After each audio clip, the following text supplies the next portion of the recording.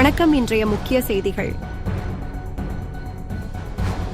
புதுச்சேரியில் வரும் ஜூலை மாதம் உலக தமிழ் மாநாடு நடத்துவது குறித்து முதல்வர் ரங்கசாமி தலைமையில் ஆலோசனைக் கூட்டம் நடைபெற்றது.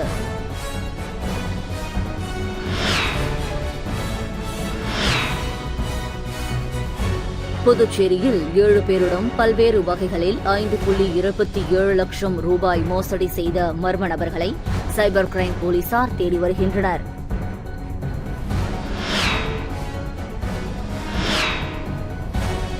புதுச்சேரியில் கிரிப்டோ கரன்சி மோசடி வழக்கில் மேலும் 2 பேர் புகார் அளித்ததன் அடிப்படையில் போலீசார் வழக்கு பதிந்து விசாரித்து வருகின்றனர்.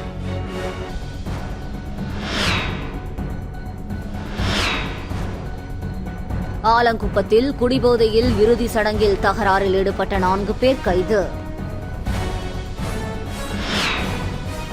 இனி வருவது விரிவான செய்திகள். புதுச்சேரியில் வரும் ஜூலை மாதம் உலக தமிழ் மாநாடு நடத்துவது குறித்து முதல்வர் ரங்கசாமி தலைமையில் ஆலோசனைக் கூட்டம் நடைபெற்றது. புதுச்சேரியில் உலக தமிழ் மாநாடு நடத்தப்படும் என கடந்த சட்டப்பேரவைக் கூட்டத்தில் முதல்வர் ரங்கசாமி அறிவித்திருந்தார். அதன்படி வரும் ஜூலை மாத இறுதி வாரத்தில் 12வது உலக தமிழ் மாநாடு நடத்த அரசு தரப்பில் திட்டமிடப்பட்டுள்ளதாக கூறப்படுகிறது. இந்த நிலையில் உலக தமிழ் ஆராய்ச்சி மாநாட்டின் இந்திய கிளை நிர்வாகிகள் புதுச்சேரி சட்டப்பேரவையில் உள்ள அலுவலகத்தில் முதல்வர் ரங்கசாமி, பேரவைத் தலைவர் செல்வம் ஆகியோரை சந்தித்து ஆலோசனை நடத்தினர். கூட்டத்தில் புதுவை துணைநிலை ஆளுநரின் செயலர் மணிகண்டன், கலை பண்பாட்டுத்துறை செயலர் நெடுஞ்செழியன், மத்திய பல்கலைக்கழக தமிழ்துறை பேராசிரியர்கள் உள்ளிட்டோர் கலந்து கொண்டனர். இதில் புதுச்சேரியில் நடைபெறவுள்ள உலக தமிழ் மாநாட்டில் குடியரசுத் தலைவர், பிரதமர் உள்ளிட்டோரை பங்கேற்க அழைக்கவும், அதில் 5000த்திற்கும் மேற்பட்ட அறிஞர்கள் பங்கேற்பதற்கான ஏற்பாடுகளை மேற்கொள்ளவும் கூட்டத்தில் ஆலோசிக்கப்பட்டதாக தெரிவிக்கப்பட்டுள்ளது. ஒவ்வொரு அரசு துறையிலும் நீண்ட காலமாக பணிக்கு வராமல் இருக்கும் அரசு ஊழியர்களை கணக்கெடுத்து அவர்கள் மீது ஒழுங்கு நடவடிக்கை எடுக்க தலைமை செயலர் உத்தரவிட்டுள்ளார். புதுச்சேரி அரசின் பல்வேறு துறைகளில் விடுமுறையில் சென்ற அரசு ஊழியர்கள் சிலர் பணிக்கு திரும்பாமல் நீண்ட நாட்களாக உள்ளனர். இதனால் பிற அரசு ஊழியர்களுக்கு பணி சுமை அதிகரித்துள்ளதோடு அரசு துறை பணிகளிலும் தேக்க நிலை ஏற்படுகிறது. இது தொடர்பாக தலைமை செயலர் சரத் சௌஹானுக்கு புகார் சென்றதை அடுத்து ஒவ்வொரு அரசு துறையிலும் நீண்ட காலமாக பணிக்கு வராமல் உள்ள அரசு ஊழியர்களை கணக்கெடுத்து அவர்கள் மீது ஒழுங்கு நடவடிக்கை எடுக்க வேண்டும் என்று உத்தரவிட்டுள்ளார். அதையடுத்து நிர்வாக சீர்திருத்தத்துறை அனைத்து துறைகளுக்கும் சுற்றறிக்கை அனுப்பி பணிக்கு வராத அரசு ஊழியர்களை உடனடியாக சமர்ப்பிக்க உத்தரவிட்டுள்ளது. சிலர் இடமாற்றம் செய்யப்பட்ட புதிய துறைக்கு செல்லாமல் அரசியல்வாதிகளிடம் தஞ்சம் அடைவதும் உண்டு. எனவே அரசு துறைகள் முழுவதுமாக பட்டியலை திரட்டி ஒப்படைக்க நிர்வாக சீர்திருத்தத்துறை உத்தரவிட்டுள்ளது. புதுச்சேரியிலிருந்து 7 நாள் பயணமாக நேபாளத்துக்கு புதுவை பேரவைத் தலைவர், 2 அமைச்சர்கள் மற்றும் 9 எம்எல்ஏக்கள் நேற்று புறப்பட்டு சென்றனர். நேபாள அரசு அங்குள்ள சட்டப்பேரவையை காண்பதற்காக புதுவை எம்எல்ஏக்களுக்கு அழைப்பு விடுத்தது. அதன் அடிப்படையில் புதுவை அமைச்சர்கள், எம்எல்ஏக்கள் 7 நாள் சுற்றுலா பயணமாக நேபாளத்திற்கு புதுச்சேரியிலிருந்து நேற்று புறப்பட்டு சென்றனர். வரும் 7ஆம் தேதி காத்மண்டிலிருந்து புதுடில்லி வழியாக அனைவரும் சென்னை திரும்புகின்றனர். சட்டப்பேரவைத் தலைவர் செல்வம் தலைமையில் மாநில உள்துறை அமைச்சர் நமச்சிவாயம், பொதுப்பணித்துறை அமைச்சர் க. லட்சுமி நாராயணன் மற்றும் எம்எல்ஏக்கள் என மொத்தம் 22 பேர் நேபாள நாட்டுக்கு புறப்பட்டு சென்றனர். புதுச்சேரியில் 7 பேரிடம் பல்வேறு வகைகளில் 5.27 லட்சம் ரூபாய் மோசடி செய்த மர்ம நபர்களை சைபர் கிரைம் போலீசார் தேடி வருகின்றனர். புதுச்சேரி தட்டாஞ்சாவடியைச் சேர்ந்தவர் லட்சுமி. இவர் கிரெடிட் கார்டு விண்ணப்பித்து கார்டு வாங்கினார். இவரது மொபைல் எண்ணுக்கு குறுந்தகவல் வந்தது. அதில் ஒரு செயலியை பதிவிறக்கம் செய்து KOC விவரங்களை பதிவிட வேண்டும் என கூறப்பட்டிருந்தது. கார்டு மற்றும் OTP விவரங்களை பதிவு செய்தார். அடுத்த நிமிடத்தில் அவரது வங்கிக் கணக்கில் இருந்த 2.78 லட்சம் ரூபாய் எடுக்கப்பட்டுள்ளது. ரோடியார்பேட்டை பகுதியைச் சேர்ந்தவர் வாசகன். இவர் மர்ம நபரின் வாட்ஸ்அப் குரூப்பில் இணைந்தார். அதில் குறைந்த விலைக்கு LED டிவி விற்பனைக்கு இருப்பதாக விளம்பரத்தை பார்த்தார். அதில் வந்த லிங்கை கிளிக் செய்து டிவி ஆர்டர் செய்ய 36,000 ரூபாய் அனுப்பினார். பல நாட்கள் ஆகியும் டிவி வராமல் இருந்ததால் மோசடி கும்பல் ஏமாற்றியது தெரியவந்தது. சாரம் பகுதியைச் சேர்ந்த ராமன் 1.4 லட்சம், முத்தியால்பேட்டை மஞ்சுளாதேவி 46,000, புதுச்சேரி திருமுருகன் 17,000, முதலியார்பேட்டை ராஜ்குமார் 10,000, வெங்கடாநகர் முருகவேல் 36,000 ரூபாயை மோசடி கும்பலிடம் ஏமாந்துள்ளனர். இதுகுறித்த புகாரின் பேரில் சைபர் கிரைம் போலீசார் வழக்கு பதிந்து மோசடி கும்பலை தேடி வருகின்றது. புதுச்சேரியில் வில்லியனூர் பகுதியில் அதிமுகவினரால் திறக்கப்பட்ட எம்ஜிஆர் சிலைக்கு ஓபிஎஸ் அணியினர் மீண்டும் திறப்பு விழா நடத்த முயன்றதால் அதிமுக மற்றும் ஓபிஎஸ் அணியினரிடையே மோதல் உருவாகும் சூழ்நிலை உண்டானதால் பரபரப்பு ஏற்பட்டது. மேலும் சிலையை திறக்க முயன்ற ஓபிஎஸ் அணியினரை போலீசார் வலுக்கட்டாயமாக கைது செய்தனர். புதுச்சேரி விழுப்புரம் தேசிய நெடுஞ்சாலையில் வில்லியனூர் பகுதியில் எம்ஜிஆர் சிலையை கடந்த 1996ஆம் ஆண்டு அப்போதைய தமிழக முதலமைச்சர் ஜெயலலிதா திறந்து வைத்தார். இந்த நிலையில் சாலை விரிவாக்கத்திற்காக அந்த சிலை கடந்த ஆண்டு அகற்றப்பட்ட நிலையில் அதிமுகவின் மாநில செயலாளர் அன்பழகன் தலைமையில் போராட்டத்தில் ஈடுபட்டதால் சிலை சாலை ஓரம் மீண்டும் நிறுவப்படும் என அரசு தெரிவித்தது. இந்த நிலையில் கடந்த 2 தினங்களுக்கு முன்பு அதே பகுதியில் சாலை ஓரம் நிறுவப்பட்ட எம்ஜிஆர் சிலையை புதுச்சேரி அதிமுக மாநில செயலாளர் அன்பழகன் திறந்து வைத்தார். இதனிடையே திறக்கப்பட்ட எம்ஜிஆர் சிலைக்கு மீண்டும் திறப்பு விழா இன்று நடைபெறுவதாக ஓபிஎஸ் அணியினர் அழைப்பு விடுத்தனர். பத்திரிகைகளிலும் இதற்கான அழைப்பு வெளியிடப்பட்ட நிலையில் இவ்விவகாரத்தில் சட்டம் ஒழுங்கை பாதுகாக்க வேண்டியது காவல்துறையினரின் கடமை என அதிமுக மாநில செயலாளர் அன்பழகன் நேற்று தெரிவித்திருந்தார். இந்த நிலையில் சிலை அமைந்துள்ள பகுதியில் ஓபிஎஸ் அணியினர் முன்னாள் சட்டமன்ற உறுப்பினர் ஓம் சக்தி சேகர் தலைமையில் சிலை அருகே வந்து மாலை அணிவிக்க வேண்டும் எனவும் சிலையில் தங்கள் பிரிவினர் கல்வெட்டும் அமைக்க வேண்டும் என வலியுறுத்தினார். இதனால் அப்பகுதியில் பதற்றம் ஏற்பட்டதால் போலீசார் குவிக்கப்பட்டனர். தொடர்ந்து சம்பவ இடத்திற்கு வந்த அதிமுக மாநில செயலாளர் அன்பழகன் தலைமையில் அதிமுகவினரும் அங்கே குவிந்ததால் இரு தரப்பினருக்கும் இடையே மோதல் ஏற்படும் சூழல் உருவானது. இதனால் அங்கு போலீசார் குவிக்கப்பட்டு தொடர்ந்து பாதுகாப்பு பணியில் ஈடுபட்டனர். தொடர்ந்து காவல்துறையினர் ஓபிஎஸ் அணியினர் மாலை அணிவிக்கக்கூடாது என்றும் மீறி சட்டம் ஒழுங்கை பாதிக்கும் வகையில் நடந்து கொண்டால் கைது செய்யப்படுவீர்கள் என எச்சரித்தனர். ஆனால் ஓபிஎஸ் அணியினர் கலைந்து செல்லாததால் அவர்களை காவல்துறையினர் வலுக்கட்டாயமாக கைது செய்தனர். இதனை அடுத்து அதிமுக மாநில செயலாளர் அன்பழகன் தலைமையிலான அதிமுகவினர் அங்கிருந்து கலைந்து சென்றனர். அதிமுகவினர் மற்றும் ஓபிஎஸ் அணியினர் இடையேயான மோதல் போக்கு காரணமாக வில்லியனூர் புறவழிச்சாலையில் பரபரப்பு ஏற்பட்டுள்ளது.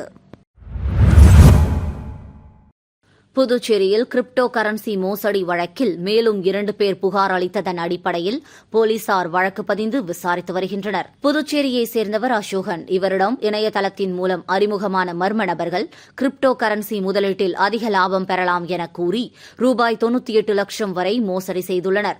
மேலும் சிலரிடம் மர்ம நபர்கள் ஆசை காட்டி மொத்தம் ரூபாய் 3 கோடி வரையில் மோசடி செய்ததாக புகார் எழுந்தது. இதுகுறித்த புகாரின் பேரில் புதுச்சேரி இணையவழி குற்றப்பிரிவு போலீசார் வழக்கு பதிந்து விசாரித்து வருகின்றனர். அதன்படி கிரிப்டோ கரன்சி மோசடியில் 10 பேர் வரை ஈடுபட்டிருப்பது தெரியவந்தது. அவர்களில் நிதிஷ்குமார் ஜெயின் வயது 36, அரவிந்த் குமார் வயது 40 ஆகிய இருவரை கோவையில் புதுச்சேரி இணையவழி குற்றப்பிரிவினர் கைது செய்தனர். அவர்களிடமிருந்து விலை உயர்ந்த கார் உள்ளிட்டவைகளும் பறிமுதல் செய்யப்பட்டன. விசாரணையில் நிதிஷ்குமார் ஜெயின் உள்ளிட்ட 10 பேர் நாடெங்கும் பல மாநிலங்களில் சுமார் ரூபாய் 500 கோடிக்கும் மேலாக மோசடியில் ஈடுபட்டிருப்பது தெரியவந்துள்ளது. இதற்கிடையே கிரிப்டோ கரன்சி கும்பலிடம் ஏமாந்து பணத்தை இழந்துள்ளதாக மேலும் 2 பேர் புதுச்சேரி இணையவழி குற்றப்பிரிவில் வெள்ளிக்கிழமை புகார் அளித்தனர். அதன்படி போலீசார் வழக்கு பதிந்து விசாரித்து வருகின்றனர். இந்த வழக்கில் அதிக பண பரிமாற்றம் நடைபெற்றுள்ளதால் வழக்கை அமலாக்கத்துறையிடம் ஒப்படைக்கலாமா என்று போலீஸ் உயரதிகாரிகள் ஆலோசித்து வருவதாக கூறப்படுகிறது. ஆலங்குப்பத்தில் குடிபோதையில் இறுதி சடங்கில் தகராறு ஈடுபட்ட 4 பேர் கைது. புதுச்சேரி மாநிலம் ஆரோவில் அருகே உள்ள ஆலங்குப்பத்தில் வசித்து வருபவர் வெங்கடேசன், வயது 35. ஆசாரி வேலை செய்யும் இவர் நேற்று ஊரில் இறுதி சடங்கு நடைபெற்றதால் அவ்வழியாக சென்ற வெங்கடேசனை வழிமடக்கி ஆலங்குப்பம் புதுநகரை சேர்ந்த பூபாலன் மற்றும் அவரது நண்பர்களான மனு, துரைசாமி, ராஜதுரை, மோகன் ஆகியோர் குடிபோதையில் தகாத வார்த்தைகளால் பேசி திட்டியுள்ளனர். இதனை தட்டி கேட்ட வெங்கடேசன் உறவினர்கள் மதுரா கவி மற்றும் மணிமாறன் ஆகியோரை உருட்டுக்கட்டையாலும் ஆயுதத்தாலும் தாக்கியுள்ளனர். இதனால் நிலைகுலைந்த அவர்கள் கதிர்காமம் மருத்துவமனையில் சிகிச்சைக்காக அனுமதிக்கப்பட்டுள்ளனர். புகாரின் பேரில் தன்வந்திரி போலீசார் வழக்கு பதிவு செய்து குடிபோதையில் தகராறில் ஈடுபட்ட 4 வரை கைது செய்து விசாரணை நடத்தி வருகின்றனர். செங்கல்பட்டு மாவட்டத்தைச் சேர்ந்த 100க்கும் மேற்பட்டோர் பல்வேறு கட்சியிலிருந்து விலகி கலியன் கந்தசாமி மற்றும் ராஜேந்திரன் தலைமையில் முதலமைச்சர் ரங்கசாமி முன்னிலையில் என்ஆர் காங்கிரஸ் கட்சியில் இணைந்தனர். வரும் 2026ஆம் ஆண்டு நடைபெறவுள்ள சட்டமன்ற பொதுத் தேர்தலில் அகில இந்திய அண்ணா காங்கிரஸ் கட்சி தமிழகத்திலும் போட்டியிடும் என அக்கட்சியின் நிறுவன தலைவரும் முதலமைச்சருமான ரங்கசாமி அறிவித்திருந்தார். இதனிடையே தமிழகத்தின் பல்வேறு பகுதிகளிலிருந்தும் என்ஆர் காங்கிரஸ் கட்சியில் இணைந்து வரும் நிலையில் செங்கல்பட்டு மாவட்ட துணை சார்ந்த கலியன் கந்தசாமி மற்றும் ராஜேந்திரன் ஆகியோரின் தலைமையில் மக்கள் பாதை அமைப்பு உள்ளிட்ட பல்வேறு கட்சிகளிலிருந்து விலகி 200க்கும் மேற்பட்டோர் அப்பா பைத்தியசாமி கோவிலில் முதலமைச்சர் ரங்கசாமி முன்னிலையில் தங்களை என்ஆர் காங்கிரஸ் கட்சியில் இணைத்துக் கொண்டனர். மேலும் செங்கல்பட்டு மாவட்டத்திற்கு வந்து கட்சிப் பணிகளை தொடங்கி வைப்பதாகவும் முதலமைச்சர் ரங்கசாமி உறுதியளித்தார். ஸ்ரீ சப்தகிரி அறக்கட்டளை சார்பில் லாஸ்பேட்டை தொகுதிக்கு உட்பட்ட ஜீவானந்தபுரம் பகுதியில் கொசு மருந்து தெளிக்கும் பணியினை சப்தகிரி அறக்கட்டளை பொறுப்பாளர் VPS ரமேஷ்குமார் இன்று தொடங்கி வைத்தார். புதுச்சேரி லாஸ்பேட்டை தொகுதியில் கொசு தொல்லை அதிகமாக இருப்பதாக புகார் வந்த நிலையில் அதன் அடிப்படையில் புதுச்சேரி லாஸ்பேட்டை தொகுதியில் ஸ்ரீ சப்தகிரி அறக்கட்டளை சார்பில் தொகுதி முழுவதும் கொசு மருந்து தெளிக்கும் பணியினை நமது முன்னாள் சபாநாயகர் சப்தகிரி VP சிவக்கொழுந்து அவர்கள் கடந்த சில நாட்களுக்கு முன்பு தொடங்கி வைத்தார். பல்வேறு பகுதிகளில் இப்பணி நிறைவடைந்ததன் தொடர்ச்சியாக இன்று ஸ்ரீ சப்தகிரி அறக்கட்டளை பொறுப்பாளர் சப்தகிரி VPS ரமேஷ்குமார் அவர்களின் முன்னிலையில் ஜீவானந்தபுரம் மற்றும் அதன் சுற்றியுள்ள பகுதிகளில் கொசு மருந்து தெளிக்கும் பணி நடைபெற்றது. தொடர்ந்து அறக்கட்டளையினர் வீதி வீதியாக சென்று கொசு மருந்துகளை தெளித்தனர். இச்சேவையை ஸ்ரீ சப்தகிரி அறக்கட்டளை நிர்வாகிகள் சிறப்பாக செய்திருந்தனர். புதுச்சேரியை அடுத்த மொரட்டாண்டி மகா பிரத்யங்கரா காளி கோவிலில் உலக நன்மை மற்றும் அமைதி வேண்டி நள்ளிரவில் மிளகாய் வத்தல் யாகம் நடத்திய ஜப்பான் நாட்டினர். ஜப்பான் நாட்டை சேர்ந்த பிரதிநிதிகள் மற்றும் நடிகைகள் சுமார் 50க்கும் மேற்பட்டோர் ஆன்மீக பயணமாக புதுச்சேரி மற்றும் அதனை சுற்றியுள்ள தமிழக பகுதியில் உள்ள ஆலயங்களில் சுவாமி தரிசனம் செய்தனர்.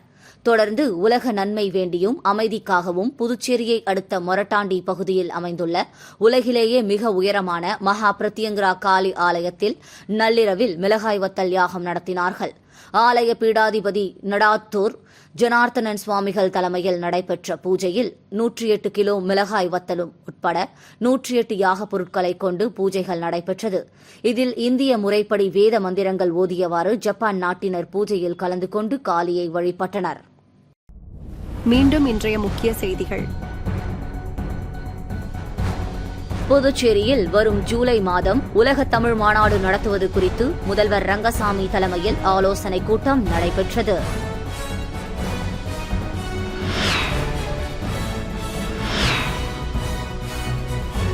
புதுச்சேரியில் 7 பேரிடம் பல்வேறு வகைகளில் 5.27 லட்சம் ரூபாய் மோசடி செய்த மர்ம நபர்களை சைபர் கிரைம் போலீசார் தேடி வருகின்றனர்.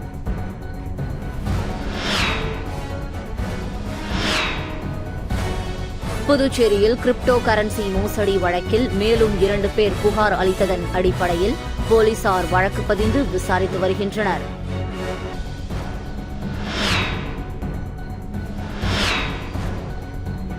ஆலங்குப்பத்தில் குடிபோதையில் இறுதி சடங்கில் தகராறில் ஈடுபட்ட 4 பேர் கைது. செய்திகளை துல்லியமாகவும் தெளிவாகவும் தெரிந்து கொள்ள கிரியேட்டிவ் மீடியா யூடியூப் சேனலை சப்ஸ்கிரைப் செய்து கொள்ளவும். நன்றி, வணக்கம்.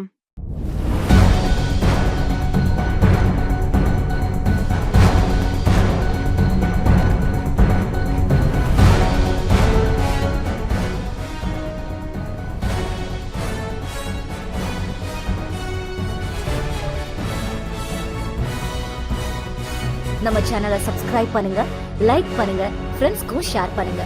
தேங்க்யூ.